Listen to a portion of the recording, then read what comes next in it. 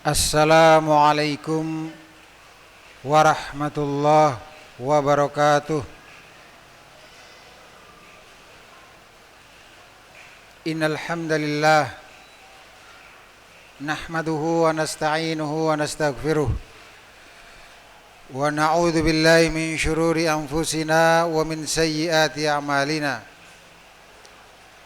May yahdihillahu fala mudhillalah wa may yudlil fala hadiyalah. Wa asyhadu an la ilaha illallah wahdahu la syarikalah. Wa asyhadu anna Muhammadan abduhu wa rasuluhu sallallahu alaihi wa ala alihi wa sahbihi wa sallama tasliman mazida, amma ba'd. Para jamaah rahimani wa rahimakumullah.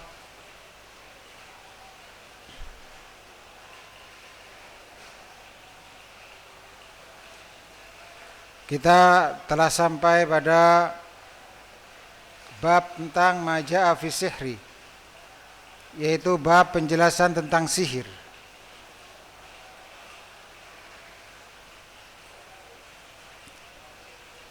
Dan sampai pada penjelasan tentang muqaddimah, yang dalam muqaddimah kesempatan yang telah lalu kita telah mengenal apa itu definisi sihir. Alhamdulillah, yaitu sihir secara bahasa ibarah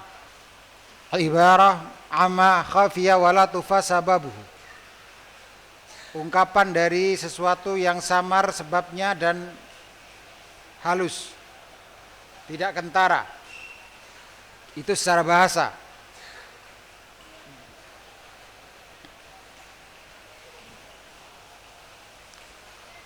Nah, adapun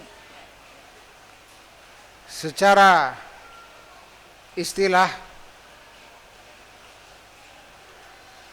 adalah yaitu uqad, ruqa wa azaim wa uqad wa yunfathu fiha,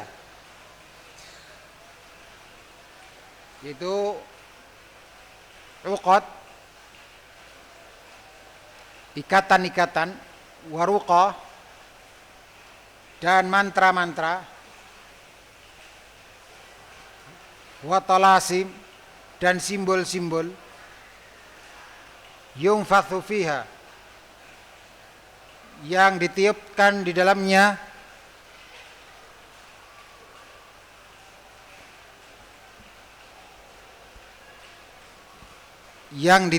padanya tiupan,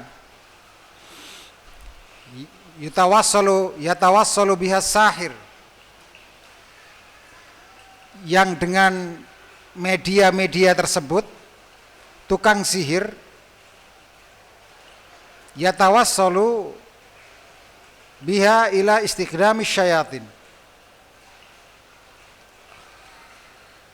bermediasi untuk bisa mendapatkan bantuan syaitan, fima yuridu min darar al-mashur, dalam rangka untuk mengenakan bahaya kepada korban yang disihir, target yang disihir. Itulah sihir secara definisi istilah. Kalau secara bahasa sesuatu yang samar, tidak kentara sebabnya, sedangkan secara istilah uqad, ikatan-ikatan, ruqa, mantra-mantra, dan tolasim, yaitu simbol-simbol, yang dengan itu tukang sihir bermediasi. Artinya itu jadikan media ila istikhdami syayatin, untuk meminta bantuan syaitan, fima yuridu bihi min dhararil mashur, yang dengan itu syaitan hendak mengenakan bahaya kepada target yang akan disihir. Saya ulangi, yang dengan itu tukang sihir ingin mengenakan bahaya kepada target sihirnya. itulah sihir yang divonis syirik akbar. Adapun terkadang ulama mendefinisikan sihir dalam definisi kedua yang akan saya sampaikan ini insyaallah. Tetapi sebetulnya sihir dengan definisi yang kedua ini bukanlah sihir yang dimaksud di dalam pembahasan kitab tauhid yang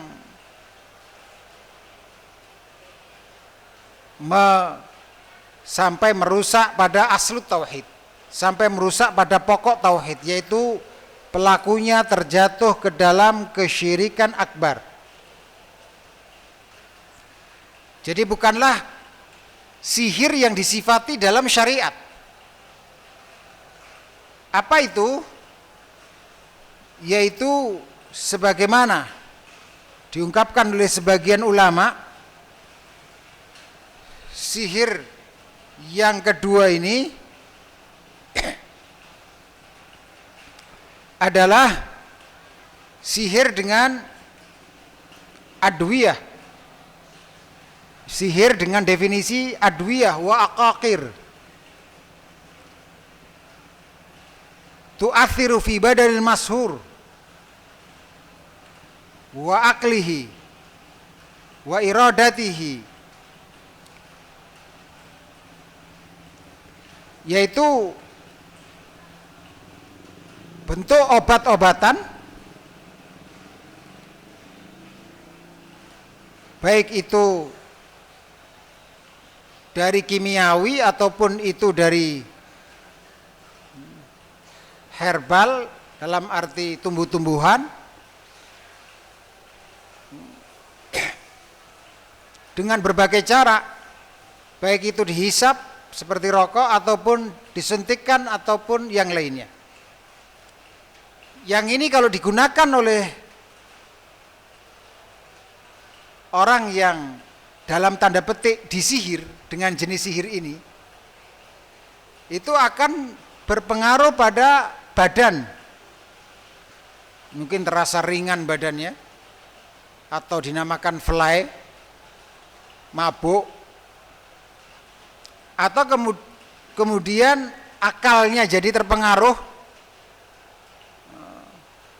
enggak konsen mikir, kacau pikirannya, kehendaknya juga, keinginannya, seleranya, moodnya juga yang tadinya sedih jadi terasa gembira, pengen melakukan hal-hal yang tadinya takut dilakukan jadi enggak takut, membunuh, menzalimi, berkelahi, atau kemudian berzina, naudzubillah, dan seterusnya.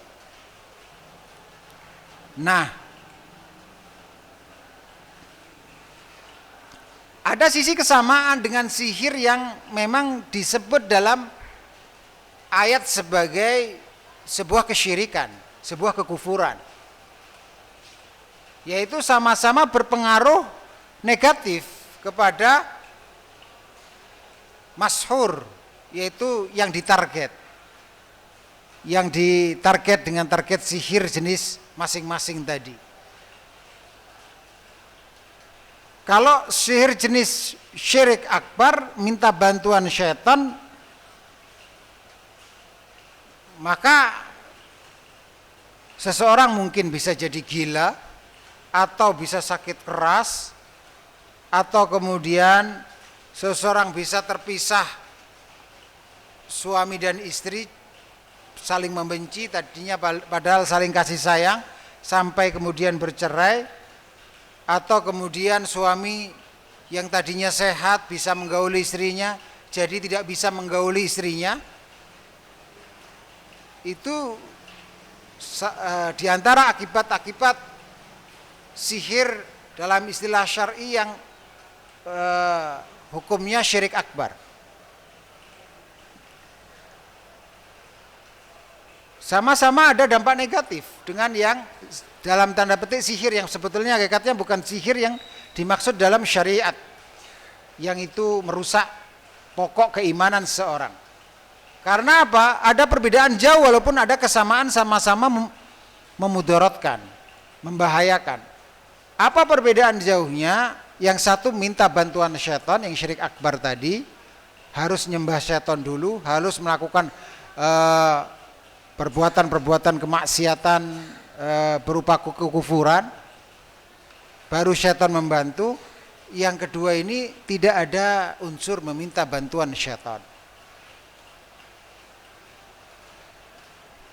Maka para jamaah rahimani wa rahimakumullah, kalau ada perselisihan pendapat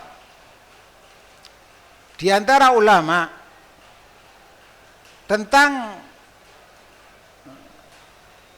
apa hukum tukang sihir, sebagian ulama dan ini merupakan jumhur ulama,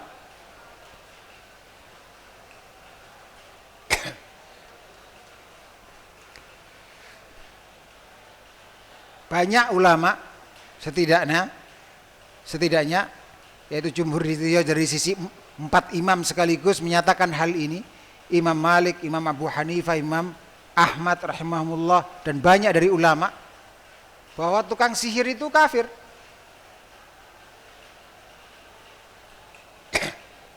Karena ayatnya jelas, nanti akan kita pelajari dalam ayat ini, bahwa tukang sihir itu kafir.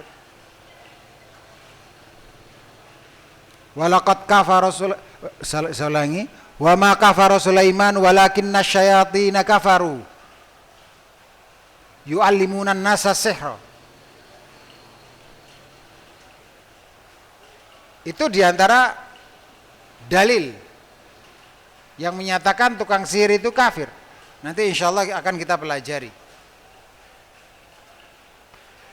Tapi Imam Syafi'i rahimahullah ta'ala memiliki perincian. Kata beliau, kalau ada tukang sihir, siflana sihraka, tolong sebutkan sihirmu. Fa'in wasofa ma yujibul kufr kafara wa illa fala. Kalau dia menyebutkan sesuatu yang ternyata ada kekafirannya, maka kita kafirkan. Maka dia kafir, saya ulangi, maka dia kafir. Kalau tidak, ya tidak. Nah, ini sepintas lalu terjadi perbedaan pendapat, padahal tidak. Padahal tidak.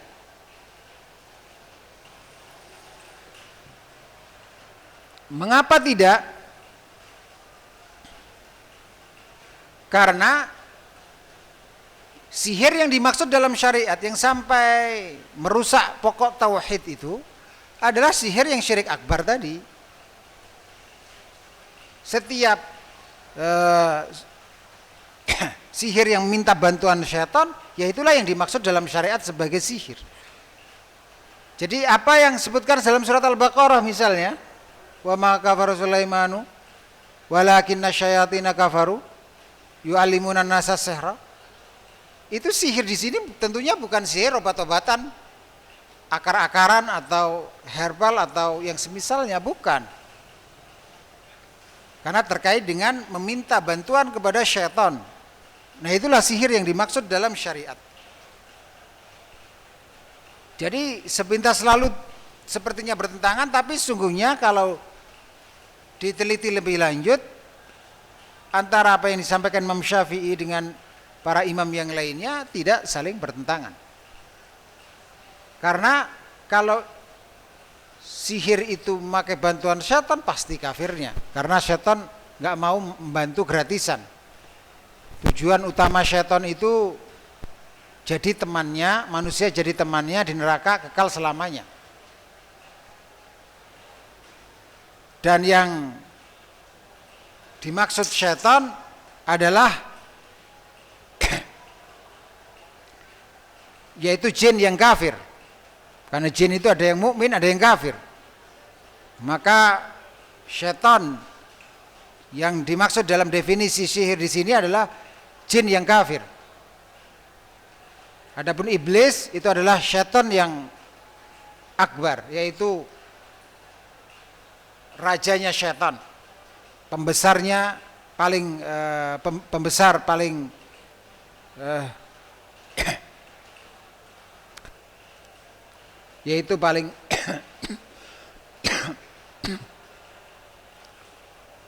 ditokohkan oleh syaitan. Para jamaah rahimani wa rahimakumullah, walaupun ya dalam kitab-kitab akidah sihir yang jenis kedua dikatakan tetap sihir, tidak ada masalah selama kita faham bahwasanya sihir yang dimaksud dalam kitab-kitab tauhid yang sampai membatalkan asal tauhid adalah sihir yang minta bantuan syaitan. Sampai pun penjelasan yang sampai merubah pikiran orang itu juga dikatakan sihir, nanti insya Allah pada bab berikutnya. Tapi sihir bukan istilah syar'i yang dimaksud minta bantuan syaitan, ciri khasnya bukan, tetapi sihir dengan makna bahasa yang enggak samar sebabnya, penjelasan itu bisa merubah pikiran orang.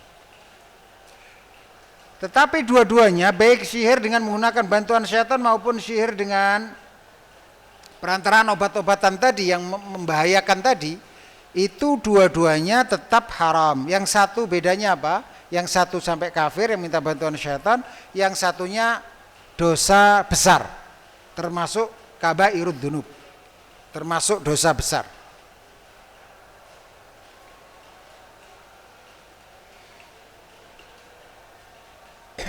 Baik. Oleh karena itu Ibnu Taimiyah pernah mengatakan aktsarul ulama ala anna sahir kafir yajibu qatluhu. Kebanyakan ulama berpendapat bahwa tukang sihir itu kafir, wajib dibunuh. Nanti ada penjelasannya tentang hal ini, insyaallah di dalam kitab tauhid ini. Baik. Di antara perkara yang melengkapi penjelasan tentang sihir sebelum kita masuk ke dalam pembacaan kitab At-Tamhid, insyaallah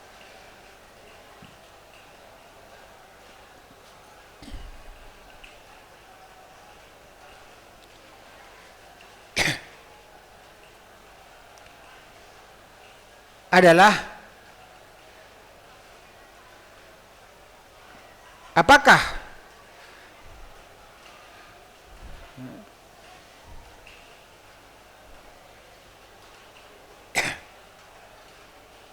yang sifat-sifat apakah yang bisa digunakan untuk pengenalan terhadap aktivitas sihir, karena aktivitas sihir zaman sekarang bentuknya beraneka ragam. Terkadang orang samar, apalagi dipoles dengan acara-acara televisi yang modern, sehingga tidak nampak lagi tukang sihir seperti zaman dahulu, mungkin pakai tongkat yang angker, kemudian pakai kalung biji-biji tasbih sebesar jeruk, atau kemudian pakai jubah yang mungkin lama tidak dicuci, semakin berdebu semakin kelihatan sakti, atau mungkin dengan penampilan jari yang penuh dengan ake, atau kemudian dan seterusnya. Kalau zaman sekarang sangat memungkinkan dengan acara televisi yang canggih, dipoles tukang sihir berdasi, tukang sihir bergelar, tukang sihir malah prakteknya bisa jadi berizin karena dikamuflase, pengobatan alternatif lah dan seterusnya. Maka perlu kita mengenali beberapa ciri-ciri yang biasanya itu ada pada aktivitas sihir. Di antaranya adalah yang pertama, ditinjau dari sisi keanehan, bahwa biasanya sihir itu adalah sebuah perkara yang aneh, yang sebabnya samar namun dapat dipelajari. Kemudian yang kedua dari sisi tujuannya, bahwa tujuannya adalah untuk menyakiti orang yang disihir. mempengaruhi badannya atau hatinya atau akalnya tanpa berhubungan langsung dengan target sihir. Meski ada sihir jenis lainnya, nanti akan saya jelaskan, tapi ini termasuk yang terbanyak bentuk ini. Kemudian yang ketiga, insya Allah bentuk yang lainnya akan saya jelaskan. Cara mendapatkannya, bahwa untuk mendapatkannya dengan melakukan sesuatu yang digunakan sebagai sarana perminta tolongan kepada setan dan mendekatkan diri kepadanya dengan melakukan apa? Berbagai perkara yang keji dan buruk, seperti menginjak mushaf Al-Quran yang ditaruh di bawah keset WC misalnya. Setiap masuk WC harus keset di situ sehingga menghinakan Al-Quran, atau menulis Al-Quran dengan darah haid, atau kemudian yaitu lafaz-lafaz mantra yang minta perlindungan kepada syaitan, bukan minta perlindungan kepada Allah. Kemudian lafaz-lafaz pemujaan, penghambaan, penyembahan kepada syaitan, dan seterusnya. Makan makanan yang diharamkan. Kemudian berikutnya, bentuk-bentuk tadi bisa berupa perkataan berarti, kemudian bisa yaitu mantra-mantra, kata-kata syirik, pujian yang sampai menuhankan kepada syaitan, pujian kepada kekuasaan syaitan. Juga demikian bisa berupa perbuatan seperti beribadah kepada bintang-bintang, sujud kepada pohon ini, pohon itu, dan seterusnya, atau berdoa kepada jin. Juga bisa berupa keyakinan, yaitu keyakinan bahwasanya setan layak untuk disembah, jin itu layak untuk disembah.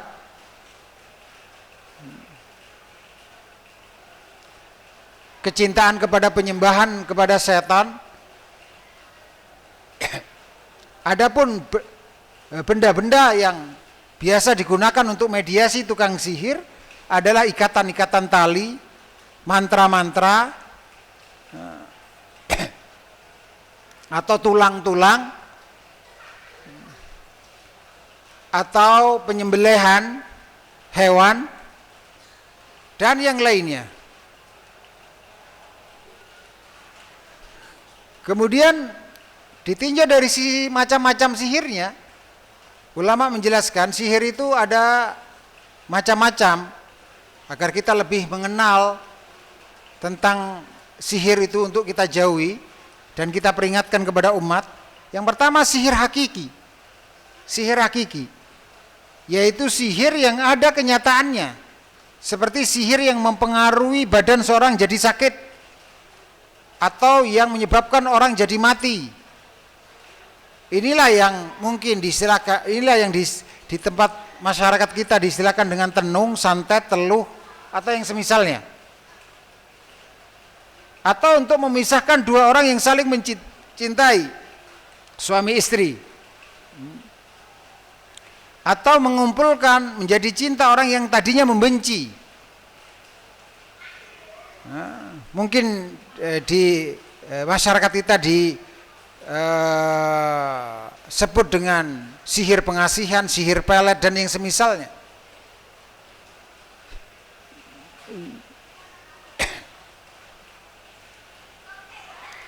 Dan sihir hakiki ini ada dua macam, yaitu sihir yang terjadi dengan niat tukang sihir dan aktivitas yang dilakukannya. Yang kedua, sihir hakiki yang terjadi dengan alat, yaitu semacam benda-benda seperti rajah yang sudah dimantra-mantrai dan seterusnya.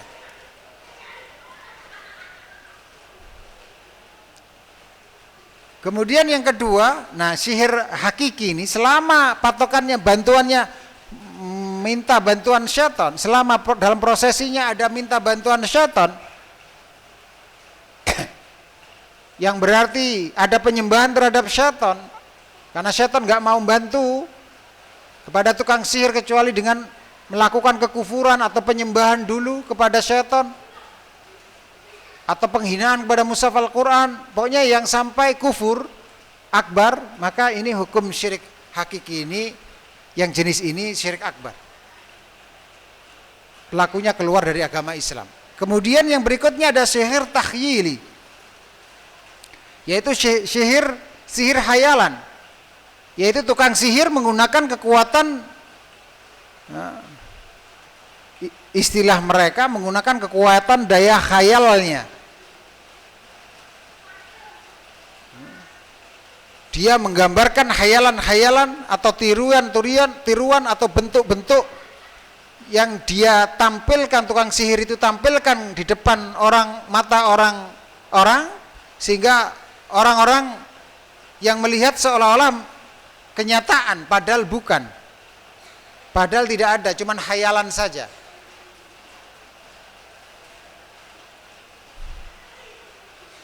Maka kalau ini dalam prosesnya minta bantuan syaitan, tetap saja ini syirik akbar.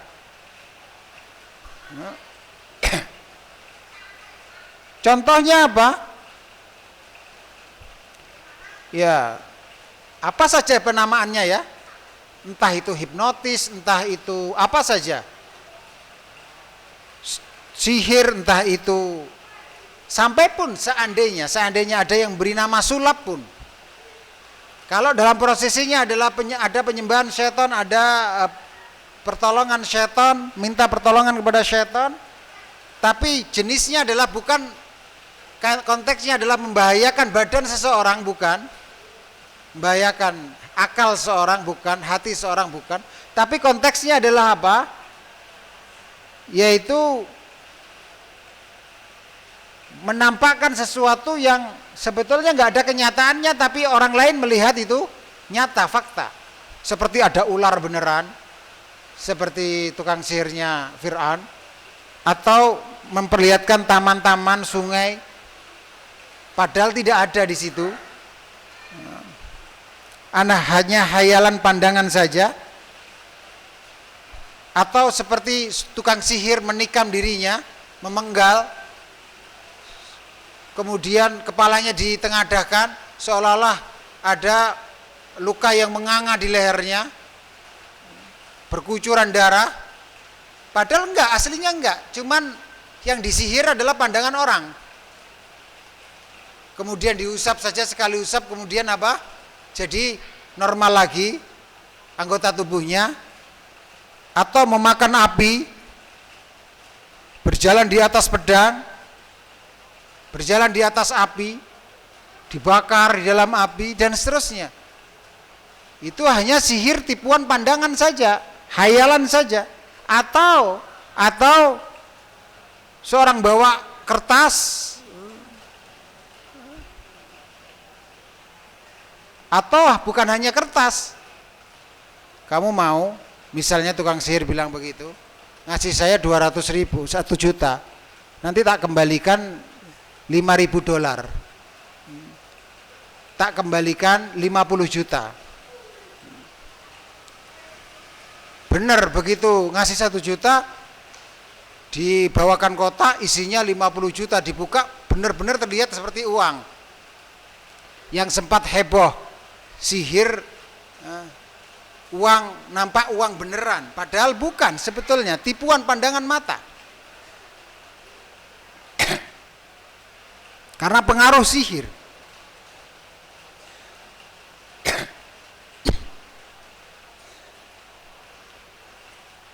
Nggak masuk akal, nggak logis. Kalau seandainya memang benar-benar itu uang beneran, tentu di negara-negara kafir, menteri keuangannya nggak dipilih profesor, doktor, sarjana ekonomi, akan dipilih para tukang sihir itu, karena nggak pakai apa, belajar sampai 15 tahun, gelar profesor, gelar doktor, dia sudah bisa menstabilkan apa, keuangan negara dengan sekali sihir, uang melimpah. Ini tidak logis yang seperti ini sihir hayalan namanya. Nah, selama itu mediasinya adalah minta bantuan seton, menyembah seton dulu, kekafiran, maka sihir takhyili ini syirik akbar. Sihir takhyili ini syirik akbar, sebagaimana difatwakan Lajnah Daimah.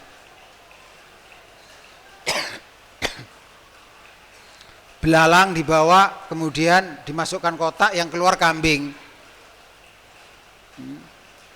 Ini juga sihir takhyili.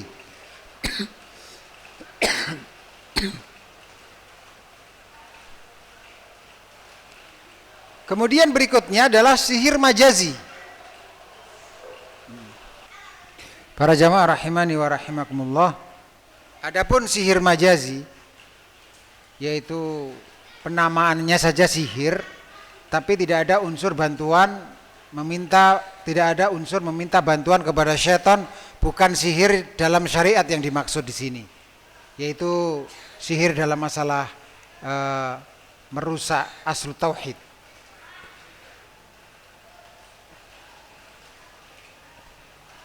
Bukan sihir dalam istilah syariat yang digunakan oleh para ulama ahli tauhid ketika membahas sihir yang merusak aslu tauhid. Begitu maksud dari tadi ketika saya sampaikan sihir yang tidak masuk dalam istilah yang bukan dimaksud dalam istilah syariat. Sihir majazi ini macam-macam bentuknya ya. Nanti kita akan pelajari sihir majazi ini pada bab yang berikutnya, termasuk namimah, mengadu domba antara orang satu dengan orang lain agar apa? Bermusuhan. Termasuk juga penjelasan yang batil, yaitu menjelaskan sebuah kebenaran dikatakan sebagai sebuah kebatilan dengan penjelasan yang sedemikian rupa sehingga orang jadi percaya. Yang tadinya benar yang asalnya benar jadi batil karena pandai menjelaskan. Nah, yang seperti ini juga termasuk sihir yang majazi. Tetapi yang saya ingin tekankan di sini adalah salah satu contoh sihir majazi, yaitu berupa sya'wadah. Apakah sya'wadah itu? Sya'wadah dalam bahasa kita adalah sulap, yaitu dikatakan sihir. Memang secara sihir majazi ini dikatakan sihir walaupun bukan sihir dalam istilah syar'i yang merusak asal tauhid. Karena apa? Karena sama-sama sebabnya samar, nggak tahu tiba-tiba tali yang kelihatan putus jadi nyambung, jari yang kelihatan putus jadi nyambung, bola yang tadinya di tangan kiri jadi ada di lengan, dan seterusnya. Yang tadinya kelihatannya bisa terbang ternyata tipuan pakai alatnya diambil jatuh, dan seterusnya. Yaitu kejadian yang samar sebabnya, sihir majazi jenis sya'wadah ini, sulap ini, yaitu kejadian yang samar sebabnya karena dilakukan dengan kecepatan gerakan tangan atau tipu muslihat memakai teknik ilmiah.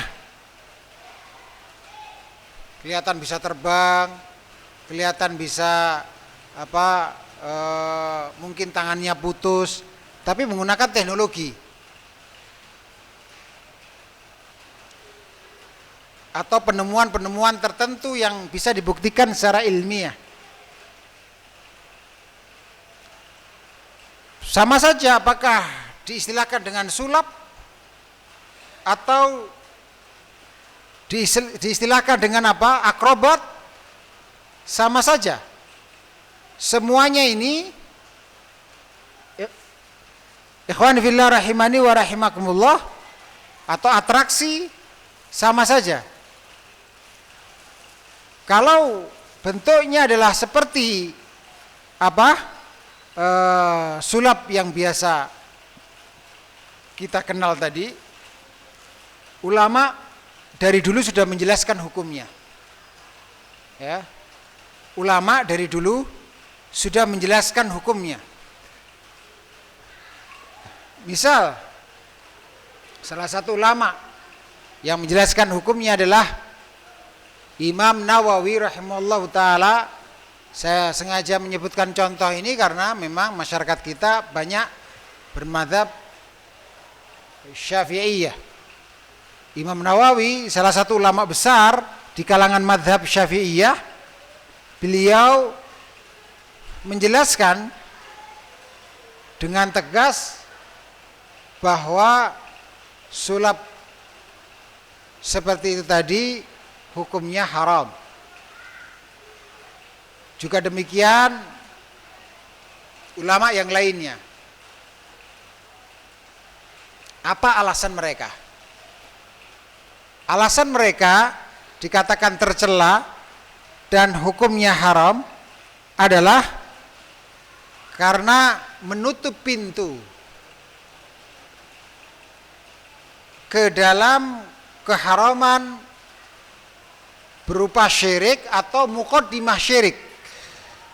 Berupa syirik atau muqaddimah syirik. Bagaimana bisa demikian?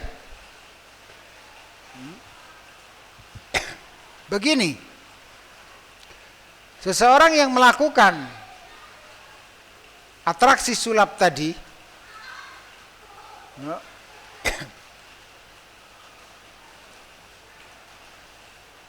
bagi orang yang melihatnya, apalagi itu anak-anak atau wanita atau orang yang akalnya belum sempurna, karena usia atau karena yang lainnya, terutama itu. Tapi sebetulnya bukan hanya itu, laki-laki pun juga bisa terkena syubhat ini, bahwa orang yang melihat atraksi sulap tadi ada syubhat.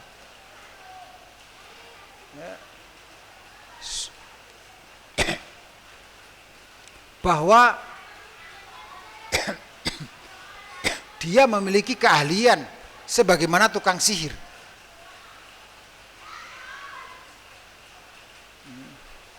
Yaitu tukang sulap itu diyakini punya kekuatan yang luar biasa. Kekuatan yang non manusiawi.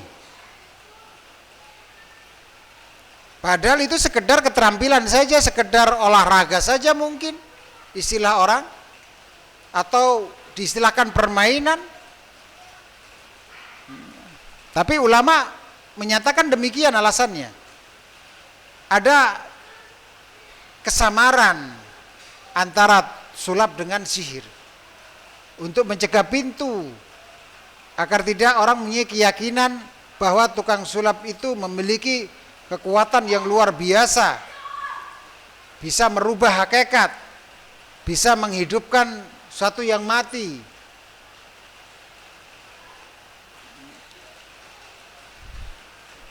Yang bisa jadi ini karena ada kemiripan dengan sihir atau kekhawatiran menjerumuskan kepada keyakinan yang kufur ataupun muqaddimah kekufuran. Maka dari sinilah ulama menutup pintu-pintu, menutup pintu kesyirikan dan pintu keharaman yang itu merupakan muqaddimah syirik, sehingga dihukumi oleh ulama sebagai aktivitas yang haram.